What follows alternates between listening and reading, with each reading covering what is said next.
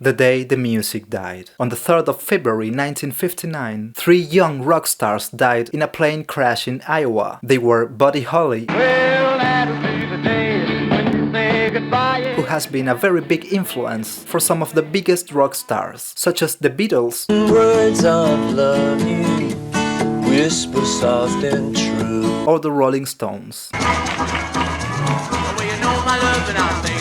among many others. 17-year-old Richie Valens also died in that plane crash. Valens had taken an old Mexican song called La Bamba to give it a rock and roll beat and make it a hit.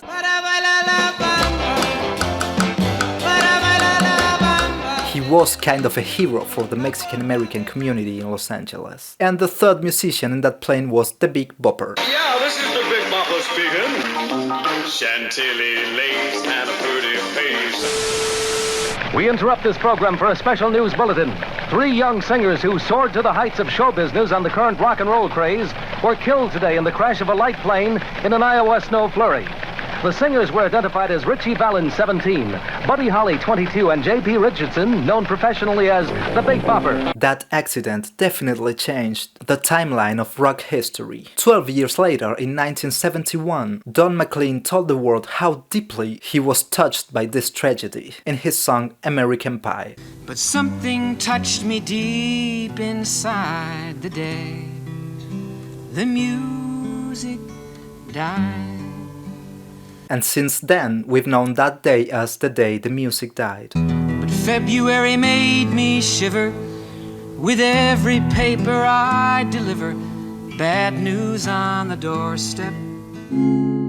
Have you ever seen this cover for this album? It's Yesterday and Today by the Beatles, and this first version of the cover is known as the Butcher cover. If you've got a copy of it, congratulations, you are one of the few to have it. Yesterday and Today was released in Canada and the US in 1966. After having received about 750,000 copies, retailers refused to stock the LP because of the cover, and then Capitol Records had to replace the Butcher cover with a new image that was much more sober and less controversial. But the new pictures were pasted over the old ones, and many people that had bought the album with the new cover peeled it in order to find the old one, most of the times unsuccessfully, but some of them could find the Butcher cover, and those copies quickly became a very valuable item for Beatles collectors. Some of those copies were later sold for thousands of dollars, and one of them became a very expensive item. It's the one that John Lennon had on the wall in his apartment. That copy had also the autographs of Lennon, McCartney and Ringo Starr, and it was sold for about $250,000. A very strange package for the Beatles was intercepted by police in 1966. 12-year-old Carol Dryden had a very good idea, she thought. The British girl bought a big box and asked her friends for help to pack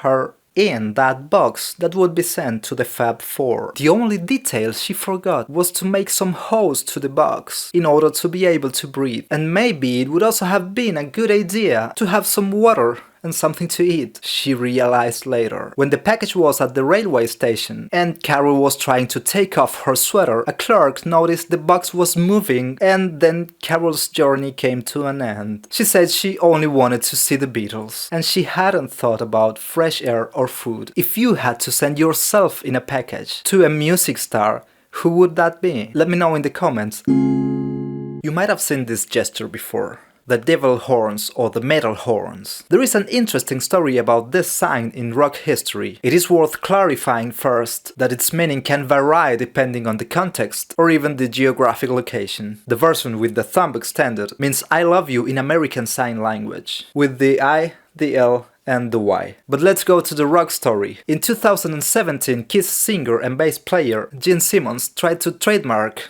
this, saying that he had created the metal horns in November 1974 while performing on stage. I invented that. But evidence shows that there were people using this sign before Simmons, and also in the rock scene. A very good example can be seen on a cover for the Beatles' Yellow Submarine, where John Lennon uses the sign before Simmons would have invented it. And even though he didn't succeed that time, he did trademark some other pretty strange things. The word penis with a question mark instead of a P. I did trademark that. You can imagine question mark Enos. and Enos. Yes. If you like music, remember to follow me. Because I'm lucky enough to have kind of just have done it so much, it's been more equated with me than anyone else. Although Gene Simmons will tell you that he invented it, but then again, Gene invented breathing and shoes and everything, you know.